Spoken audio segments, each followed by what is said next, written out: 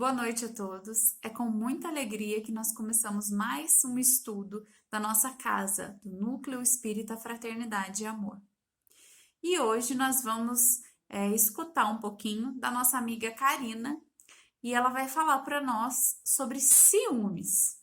E hoje, que é um dia de reforma íntima, nada como um tema mais propício, né? Ciúmes, para a gente poder pensar um pouquinho sobre o que nós ainda temos, né, dentro de nós e o que nós precisamos melhorar, né? Deixar um pouquinho mais bonito. Eu vou fazer uma leitura e logo em seguida uma prece para a gente dar início aos trabalhos. A leitura de hoje do livro é Pão Nosso, psicografado pelo Chico e ditado pelo Espírito de Emmanuel, e se chama Onde Estão? Tomai sobre vós o meu jugo, e aprendei de mim, que sou manso e humilde de coração, e encontrareis descanso para as vossas almas. São palavras de Jesus no Evangelho de Mateus. Dirigiu-se Jesus à multidão dos aflitos e desalentados, proclamando o divino propósito de aliviá-los. Vinde a mim, clamou o mestre, tomai sobre vós o meu jugo e aprendei comigo, que sou manso e humilde de coração.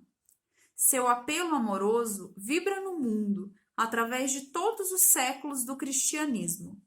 Compacta é a turba de desesperados e oprimidos da terra, não obstante o amorável convite. É que o mestre, no vinde a mim, espera naturalmente que as almas inquietas e tristes o procurem para a aquisição dos ensinamentos divinos. Mas nem todos os aflitos pretendem renunciar ao objeto de suas desesperações e nem todos os tristes querem fugir à sombra para o encontro com a luz. A maioria dos desalentados chega a tentar a satisfação de caprichos criminosos com a proteção de Jesus, emitindo rogativas estranhas.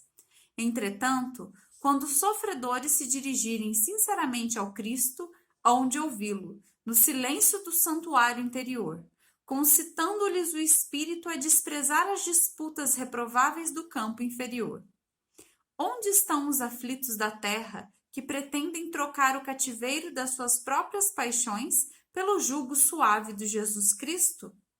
Para onde foram pronunciadas as santas palavras, para esses foram pronunciadas as santas palavras, vinde a mim, reservando-lhes o evangelho, poderosa luz para a renovação indispensável.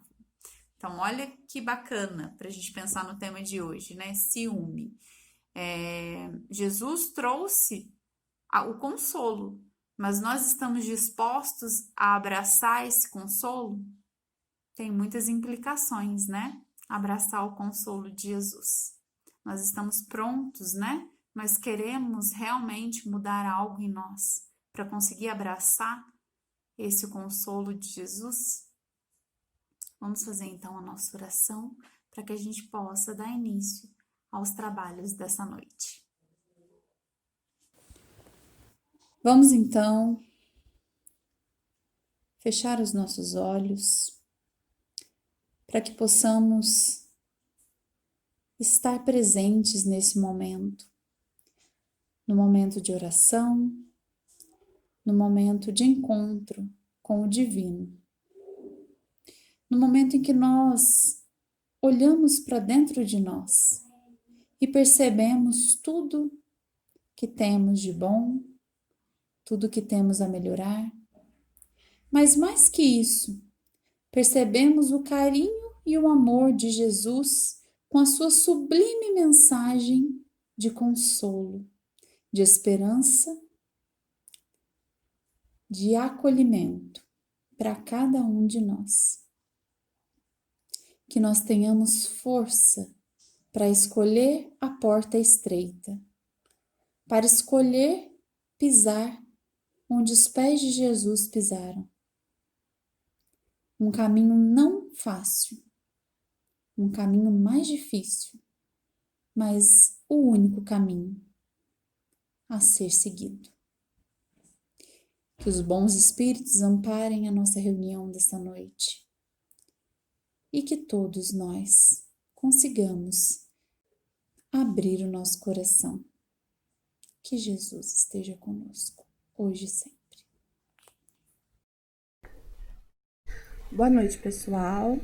Estamos aqui mais uma vez na nossa palestra de quarta-feira, né? Quero dizer que eu tô com muita saudade de todo mundo, saudade de fazer uma palestra lá no centro. Ai, que delícia, né? Por mais que a gente faça por aqui, parece que não é a mesma coisa, mas é um prazer estar mais uma quarta-feira aqui com vocês. Hoje a gente vai falar de um tema, né, que mexe muito com as pessoas, né? Ciúmes, como diz o Roberto Carlos, né? Ciúmes, amor carente que me faz enlouquecer. Tem até música, né? Muitas músicas aí, né, que falam sobre os ciúmes. E quem é que nunca teve ciúmes, né? Vamos combinar. Isso aí é um sentimento que está presente em todo mundo. Mas a gente precisa entender um pouquinho sobre ele. Por quê? Porque ele pode ser tanto uma coisa normal, como ele pode se tornar uma tragédia nas nossas vidas. Então hoje a gente vai falar um pouquinho desses ciúmes e nós vamos começar falando sobre a diferença entre o ciúme romântico e o ciúmes patológico. Porque o ciúmes é um sentimento que faz parte, né, da nossa constituição como ser humano. Então, o que seria um ciúme romântico, né? Só para a gente entender um pouquinho. Ele tem que estar baseado em praticamente 3 elementos, né? Primeiro, ser uma reação frequente a uma ameaça percebida. E olha que as mulheres sabem fazer isso muito bem, né? A gente tem um faro melhor do que o faro do FBI, né? Para perceber qualquer reação estranha, né? Tem que haver um rival, seja ele real ou seja ele imaginário. Mas existem rivais imaginários? Sim.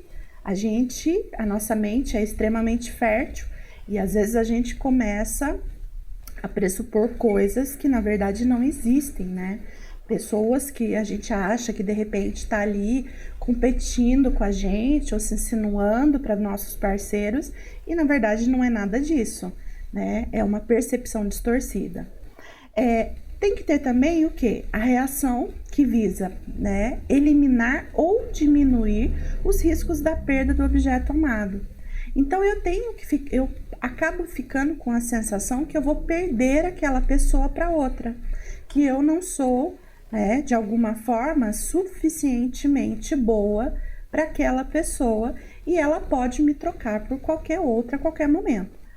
Isso tudo está sempre muito ligado ao nosso processo de autoestima, né?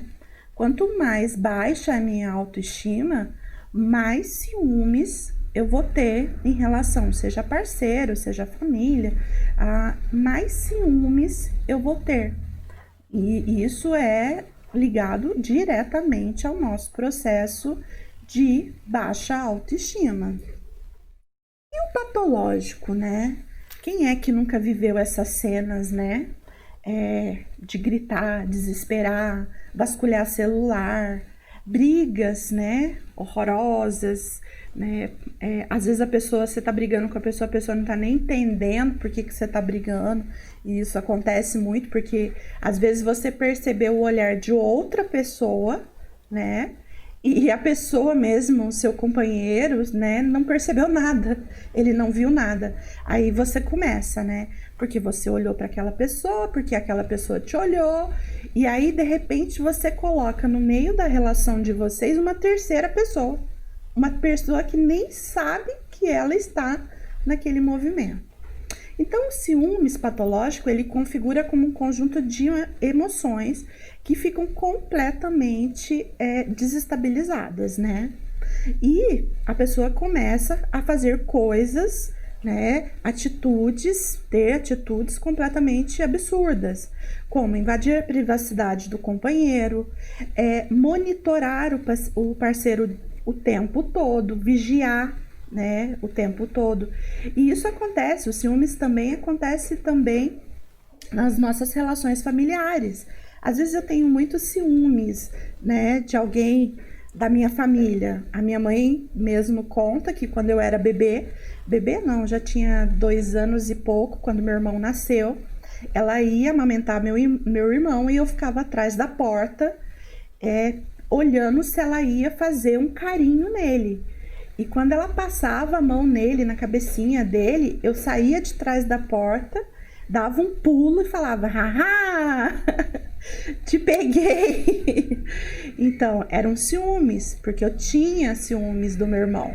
Eu tinha medo de perder, né, o meu objeto de amor, que era minha mãe, para aquela outra pessoinha que ficava ali, né, sugando os seios da minha mãe. Então, isso causava muito ciúmes em mim. E eu tive um ciúmes por um bom tempo, né? E isso é muito normal, isso a gente vivencia, né? A nossa casa, com os nossos filhos. Na idade adulta, a gente não pula de trás da porta, né? E fala: haha, peguei você fazendo carinho no meu irmão. A gente começa: ai, porque você ama mais meu irmão, porque você gosta mais dele, porque é o seu filhinho preferido. Então a gente começa a falar um monte de coisas que na verdade não existem. Mas tudo por conta desse medo, né, sem fundamento de perder o nosso objeto, né, de amor. Tanto é que esses ciúmes, quando ele é patológico e ele começa a interferir de uma forma muito grande na nossa vida, ele tem até um nome que chama-se síndrome de Otelo. Então, é quando a gente já está precisando entrar num contexto de tratamento mesmo. Então, algumas literaturas, né, elas nos falam que a síndrome de Otelo, ela compreende várias emoções e pensamentos irracionais e perturbadores, além de comportamentos inaceitáveis ou bizarros. Bizarros tipo pessoas que colocam escutas no carro do companheiro, pessoas que mandam filmar. Eu já tive muitas situações em consultório de pessoas que seguiam os companheiros na rua, né? Mandavam pessoas vigiar, ficavam ligando para outras pessoas perguntando se realmente a pessoa estava no lugar que ela estava. Isso já são indícios, né, de que o meu ciúme já está passando para quase uma síndrome, né? Então eu preciso começar a prestar mais atenção. Se eu tô tendo comportamentos muito infundados, imagina eu, né, colocando uma escuta no carro do meu marido, ou esperando meu marido dormir, catar o celular dele, começar a ler todas as mensagens. Isso não é uma coisa legal. Se foi acordado pelos parceiros, tudo bem. É um acordo, eu vejo o seu celular, você vê o meu e tá tudo tranquilo. Agora, se isso não é uma coisa que foi falada, né, que foi permitida, então eu já estou entrando num comportamento abusivo. Envolve muito medo de perder o parceiro para um rival, além da desconfiança excessiva e infundada. Às vezes a pessoa está falando para você: eu não fiz, eu não estava, e você não consegue de forma alguma acreditar naquilo que está sendo dito. Você começa a achar que não, que ela está mentindo, que não é verdade, que ele realmente saiu com os amigos e não te avisou, né? E aquilo começa a gerar prejuízos tanto na sua vida pessoal como na sua vida interpessoal. Porque você imagina que coisa mais chata, você liga para a colega de trabalho da sua esposa perguntando se ela realmente está no trabalho. Ou você começa a ligar para os amigos do seu marido e perguntar se realmente ele está no bar ou se tem alguma mulher no bar diferente. Então você começa a causar muitos prejuízos. A relação começa a estremecer tanto dentro da sua casa como nas suas relações de amizade. E quais são os efeitos, né, negativos do ciúme patológico? Ele prejudica, né, tanto, né, a situação em si, o parceiro e a relação. Os efeitos do ciúme é aquele desconforto, quem é que nunca sentiu, né? Aquele desconforto que ferve dentro da gente. A raiva que vai, né, ficando, o primeiro momento a gente sente muita raiva, depois vem aquela angústia, aquela sensação, né, que eu sou pequenininho, frágil, meu Deus, eu vou perder aquela pessoa. Gera aquela ansiedade, eu fico o tempo todo criando situações antecipatórias. Eu fico lá, meu Deus, será que essa pessoa vai fazer isso? Ela pode ir nesse lugar, encontrar com tal pessoa ou fazer qualquer coisa nesse sentido. Gera mágoa, por quê? Porque aí o outro acaba sendo às vezes acusado injustamente. Ele acaba falando coisas, né? E você fica magoado. Depois você entra num sentimento de culpa horroroso. Por que eu tô fazendo isso? Porque a hora que você tem o pico de ciúmes, você faz coisas irracionais. E depois vem aquele sentimento, meu Deus, eu tô enlouquecendo, por que eu tô fazendo isso com essa pessoa? E aí vem aquela sensação também de rejeição. Eu fico assim, nossa, se já tava ruim, agora ele vai começar a me rejeitar, não vai me querer mais. Vem uma tristeza, né? E tudo isso vai comprometendo cada vez mais a minha autoestima. Porque eu vou me sentindo cada vez pior.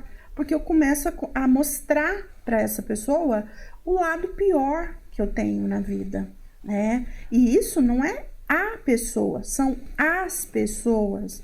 Todos nós temos esses sentimentos. A gente não é a pior pessoa do mundo, sou eu, nada disso. Todos nós temos este movimento. Só que os efeitos no parceiro também são coisas muito complicadas, porque o ciúme excessivo, ele é um, né, dos preâmbulos para o abuso. Por quê? Porque você pode, numa crise de ciúme, causar agressões físicas, agressões verbais. Às vezes você começa a falar para a pessoa, eu não acredito em você, você é uma porque você não presta, porque sua família era assim. Então começa a gerar uma série de desconfortos. Às vezes causa embaraço social. Quantas vezes a gente já passou por situações que às vezes estava numa festa, houve uma situação super embaraçosa com um casal de amigos por conta dos ciúmes, tirar a pessoa da festa ou vai embora antes da hora, e aquilo causa um mal-estar, né? Tanto na pessoa que está passando pela situação quanto na gente. A gente não é obrigado a estar participando de uma briga de casal, né? Vamos combinar. Querem brigar, vão brigar em casa, né? Não perto das pessoas.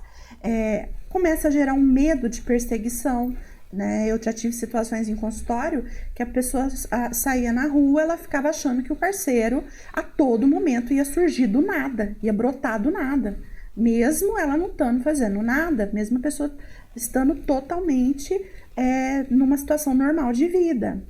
Limita a liberdade do outro, porque aí você começa, a cobrança fica muito excessiva e a gente sabe, passarinho quer ser livre, ninguém quer ser criado em gaiola, ninguém quer ficar preso numa situação o tempo todo vigiado, né? Num cárcere privado. Outra coisa é o quê? Que a partir do momento que eu entro nesse comportamento patológico dos ciúmes, a minha relação estagna, ela não tem crescimento mais. Ela tem sofrimento, ela não tem mais crescimento. E isso é uma coisa que vai fatalmente acabar levando ao término, né? Porque ninguém chega num ponto que a pessoa não aguenta mais aquilo. Quando não leva o término, ela acaba levando o quê? Ao processo de indiferença, a um distanciamento dentro de casa do casal. Por quê? Porque eu não aguento, eu quero ficar, no fim eu quero ficar sozinha, eu não quero escutar o que você tem para falar. Então é assim que você quer que eu fique, mas eu me limito a não ter falas com você, eu fico quietinha, eu não tenho vontade porque eu tô magoada. Então acaba que fatalmente vai levar ao término deste relacionamento. As pessoas me perguntam também qual que é a diferença entre os ciúmes e a inveja, né? Na verdade, a inveja, né? A palavra inveja, ela vem do latim e ela quer dizer o quê? Misto de pena e de raiva, sentimento de desgosto pela prosperidade de outra pessoa, né? Eu desejo possuir, né, o que aquela pessoa tem. E uma das características disso, né, está relacionado os ciúmes também. ora o ciúmes, ora a inveja. Mas tem uma diferença, depois eu vou mostrar para vocês. E olha que interessante essa frase. A inveja não é você querer que o outro tem, né? Não é você querer o que o outro tem. Isso é a cobiça, é eu cobiçar. Mas é querer que ele não tenha. Essa é a grande tragédia do invejoso.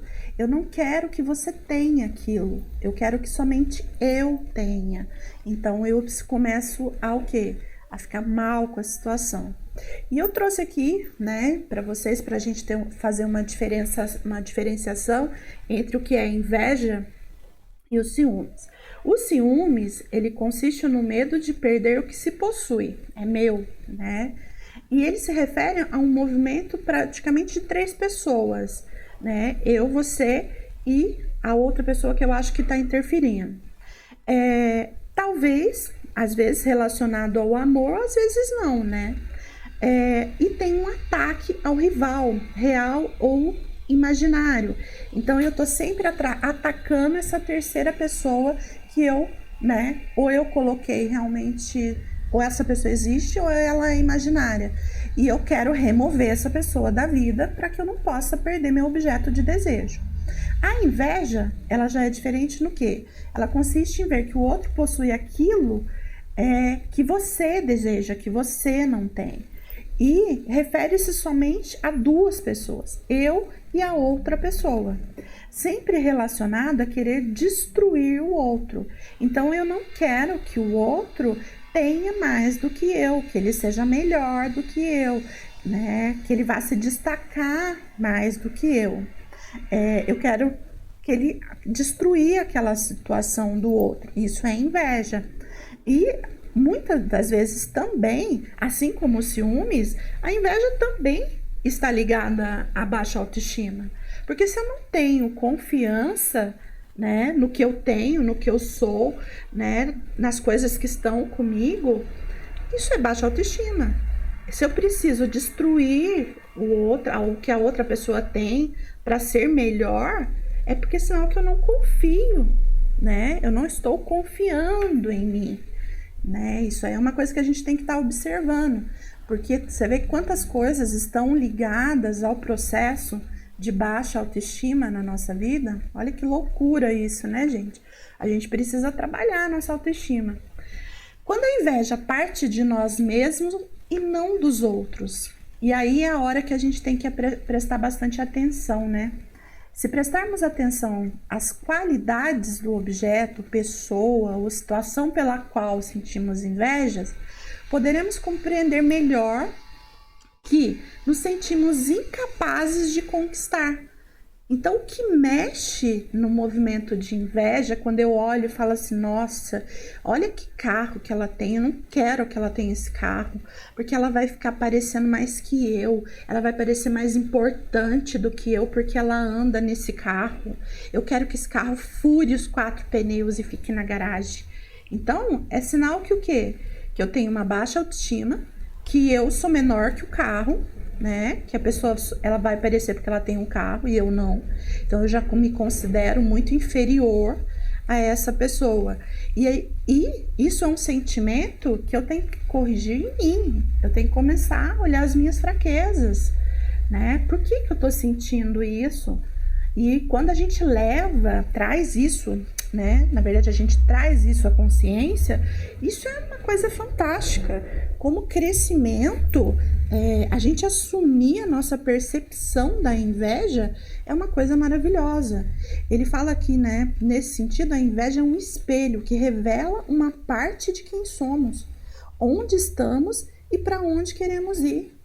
Olha que bonito isso, né? Vou até repetir para vocês. Nesse sentido, a inveja é um espelho que revela uma parte de quem somos. Olha que interessante. Onde estamos e para onde queremos ir. Por quê? Porque se eu tenho a inveja e eu não tenho essa percepção que ele fala aqui, eu vou continuar tendo inveja e não vou mover minha vida em nada. Então, ele nos dá a oportunidade de, enquanto temos um sentimento inferior, né, de evoluirmos em alguma coisa também. Olha que fantástico, Acaba que o sentimento ruim nos traz também, se a gente souber usar, algum benefício, algum crescimento, né? Olha que coisa mais interessante. E como é que a gente pode tratar esse ciúme quando ele tá patológico, né? Primeiro, a gente pode entrar com uma medicação, né? Outra coisa é confiar em si mesmo. Por que eu não posso acreditar em mim? Por que eu não posso, né, acreditar que eu tenho boas coisas, que a pessoa tá comigo porque quer, porque ela me ama? Por que eu não posso ressaltar essas qualidades que eu tenho, tanto para mim quanto para a pessoa? Mas é difícil, porque ressaltar qualidades próprias requer ter uma autoestima boa, né? Então eu preciso recuperar essa autoestima até para saber me colocar para o outro de uma forma legal. Que olha, eu tenho isso. Você acha legal? Você quer ficar, né, comigo por conta disso? Então, beleza. Mas, se eu entro no patológico, eu começo a reforçar só coisas ruins. Aí a pessoa começa a esquecer o que você tem de positivo. Ela começa a focar somente nas coisas ruins que você tem naquele momento. Iniciar e permanecer num processo terapêutico. Enquanto eu estou passando por esse sofrimento, e a gente, quanto mais rápido identifica que sozinho a gente não consegue, e mais rápido a gente procura uma ajuda, melhor mais chances eu tenho de salvar a minha relação, mais chances eu tenho de me tornar uma pessoa novamente saudável. Então, vamos prestar atenção, não vamos esperar. Foi só essa vez, vai ser, né? Não vai acontecer mais. É uma vez por mês que acontece isso. Vamos observar, porque às vezes o movimento vai ficando repetitivo e ele vai se tornando sem controle, levando muitas vezes ao quê? Ao abuso, né? Hoje, quantos casos de abuso a gente vê? Tanto do abuso físico, psicológico, né? Que a gente vê o abuso moral. Você não vale nada, você é uma pessoa imprestável, você nunca vai arrumar ninguém na sua vida. Isso é um abuso moral. Então, eu tenho que tomar muito cuidado, porque a gente não sabe o monstro que mora na gente. E todos nós temos esse monstro. Não adianta a gente falar, eu nunca vou ter isso, eu sou uma pessoa sublime, eu vou no centro, eu rezo todos os dias, né? Tá, a hora que mexe com aquela parte ruim sua, muitas das vezes a gente não tem controle. E eu falo muito isso, né, para os meus pacientes. Depois que você deixa o monstro sair, muitas vezes é difícil colocar ele de volta no seu lugar. Então, a gente tem que estar sempre prestando muita atenção. E lá na visão espírita, né? Já que a gente está aqui, né, numa explanação espírita, na visão espírita, o que é os ciúmes, né? Então, o Kardec fez várias perguntas, né, sobre isso, né, para os espíritos, né? E eles nos ensinam o quê? Que assim como o orgulho, a vaidade, a avareza, né, esses sentimentos, né, os ciúmes, ele é um torturador da nossa alma. Então, e ele é mesmo um torturador, porque a pessoa que sofre, né, dos ciúmes, né, do orgulho, da vaidade, de todos esses sentimentos em excesso, ela sofre de uma tortura o tempo todo. Às vezes a pessoa fala assim, é muito fácil, acredita na pessoa. Não é tão simples como a gente imagina. A gente se tortura, a gente fica num pensamento, no caso dos ciúmes, a gente fica num pensamento ruminante. Toda hora a gente volta a falar, a gente volta a pensar sobre aquilo, né? O nosso pensamento fica focado. Olha, ele vai passar naquela rua, ele vai ver a pessoa, ou ele tá mandando mensagem, ou ele tá online no WhatsApp. Hoje é muito comum, né? Você sabe que a pessoa fica lá vigiando. Nossa, tá online, por que não me respondeu? Às vezes a pessoa tá online resolvendo um problema de trabalho sério, mas não respondeu na hora, a pessoa já fica, por que você não me respondeu? Por que você não atendeu meu telefonema? Por que é isso? Então, olha para você ver, é ruim para você que está sofrendo a situação, mas também é difícil para o outro. Então, a gente tem que olhar também os dois lados, a gente não pode ser, né, tão cruel também. Assim como quase sempre é o homem o causador de seus sofrimentos materiais, também o será de seus sofrimentos morais, né? O Kardec fez essa pergunta, né, na questão 933, e os espíritos lhe responderam, né?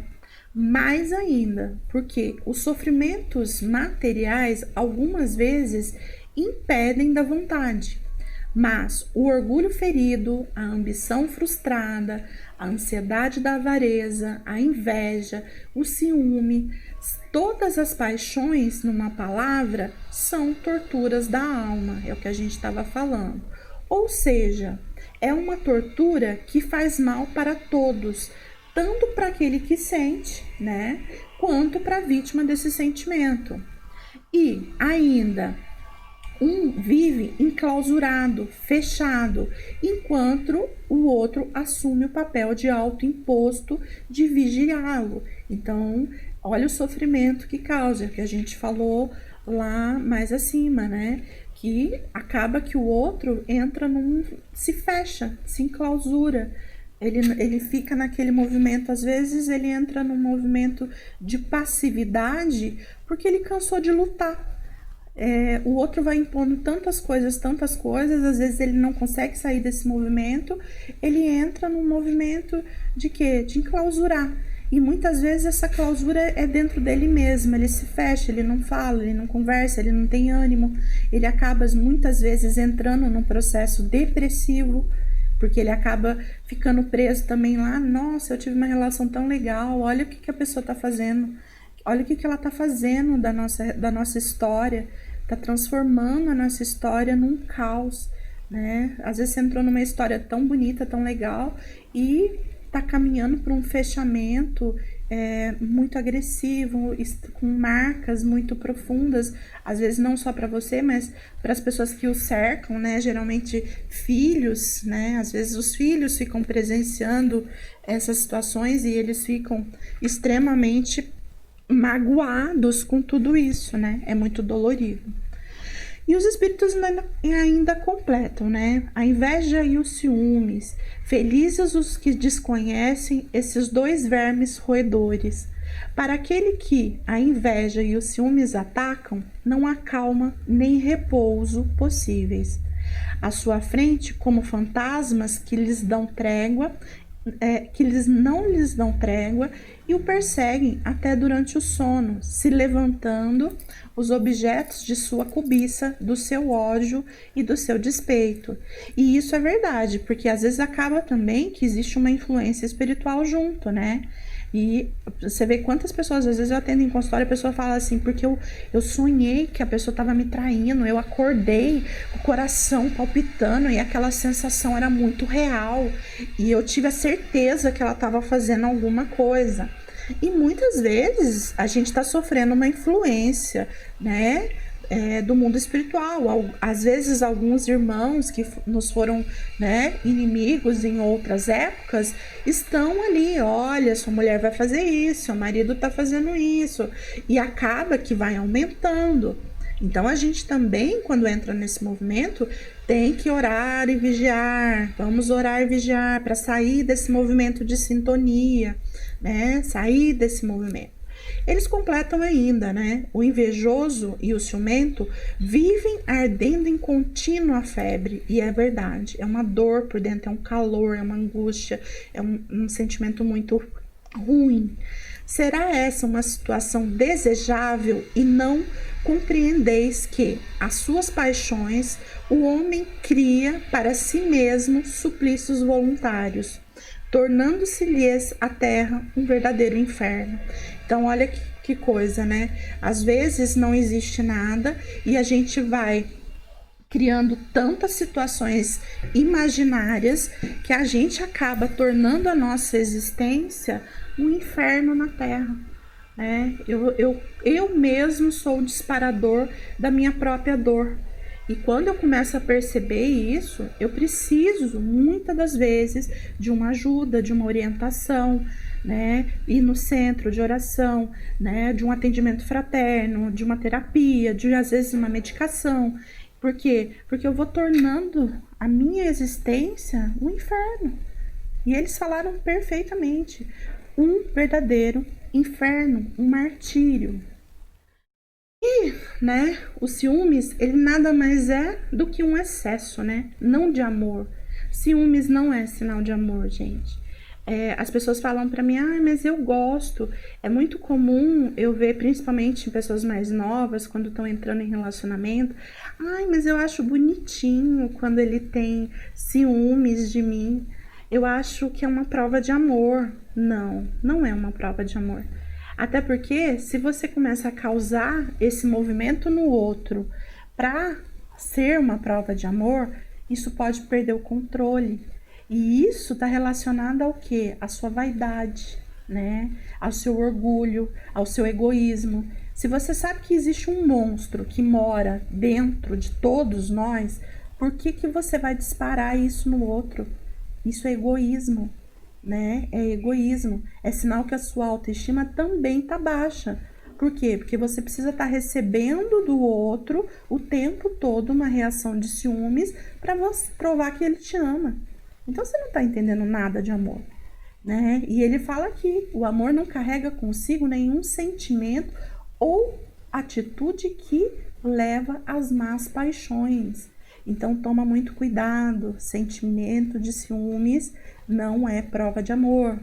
Ele é um disparador de coisas muito piores. E às vezes você pode, por egoísmo, por vaidade, tá disparando uma coisa muito ruim no outro que depois você não vai conseguir controlar. Como o ciúmes pode ser vencido, né? Foi feita essa pergunta também. E eles responderam, a partir do momento em que aprendemos a domar as nossas paixões, a entendermos que o amor não é exclusivo. Então, quando a gente evoluir, a gente vai amar todas as pessoas. Não o amor sexual, porque as pessoas têm muito medo de perder para o outro pelo amor sexual, né? Medo de trair por conta da sexualidade, né? Do sexual. E não é. Você não ama uma única pessoa, você ama várias. E conforme desenvolve o amor, vai amando mais e várias pessoas. O amor é um só. A forma como a gente dirige hoje é diferente. Porém, chegará um momento em que não será. Vamos amar de forma igual, com a mesma intensidade todo mundo. Então, o auge da evolução nossa, né, como espíritos, será amarmos todos da mesma forma. E não esse amor egoísta, né, esse amor vaidoso, esse amor orgulhoso que a gente ainda carrega, esse amor de sentimento de posse, que é meu, eu adquiri e não divido com mais ninguém. Ninguém pode chegar perto dessa pessoa. A gente tem os casos, né, patológicos de pais que têm ciúmes dos próprios filhos, né? A gente tem as mães narcisistas, que são mães que têm um extremo ciúmes dos filhos, né? E, nossa, mas como assim? Existe uma mãe que tem ciúmes do filho, quer ver o mal do filho? Sim, gente, existe. Existe pais que têm ciúmes do bebê quando nasce, porque a mulher vai dedicar mais tempo, porque o bebê exige. Ele começa a sentir rejeição pelo bebê, porque ele tem ciúmes, ele quer aquela mulher só para ele. Então, olha como a gente ainda precisa evoluir, né? Como seres humanos. A Terra é uma escola pra gente muito grande. A gente tem muitas coisas que aprender. A gente não pode estar negando esses aprendizados. A gente tem que estar refinando o nosso olhar e olhando, né? Olha, por que eu tô fazendo isso? Preciso melhorar, né? Vou prestar mais atenção, vou ler mais sobre isso, vou pedir ajuda. E para encerrar, né? Não podemos nos deixar levar pelas paixões desenfreadas. Então, leia o que é desenfreada na sua vida, né? O que são coisas desenfreadas e comece a observar, né? Será que eu não estou tendo paixões desenfreadas na minha vida? E às vezes não são paixões só homens e mulheres, não. Às vezes paixões por coisas, né? Às vezes eu me apaixono pelo dinheiro e trabalho excessivamente. Às vezes eu me apaixono pela droga e entro numa forma desenfreada por aquilo. Às vezes eu me apaixono por baladas, né? O dinheiro, balada, né? Não é só o amor, né? Homem e mulher, não, relacionamento, pais e filhos. Tem outros tipos de paixões na nossa vida, né? Pesquisa um pouquinho ali. Então, a gente tem que prestar atenção que prejudicam tanto a nós, porque às vezes as nossas paixões desenfreadas, elas prejudicam as pessoas que estão à nossa volta também. Então, vamos tomar bastante cuidado.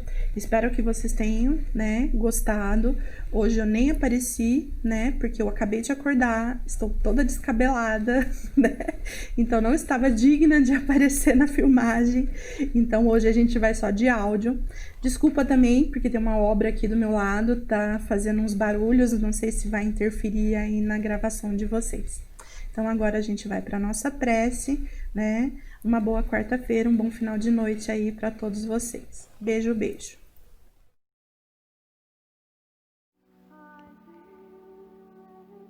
Oração dos aprendizes. Benfeitor do alto, estende compassivas mãos a todos aqueles que te desconhecem os princípios de amor e trabalho, humildade e perdão nas zonas inferiores da vida. Senhor, eis aqui os teus servos incapazes. Cumpra-se em nós a tua vontade sábia e justa, porque a nossa pequenez é tudo o que possuímos para que, em teu nome, possamos operar a nossa própria redenção. Hoje, aqui e agora. Assim seja.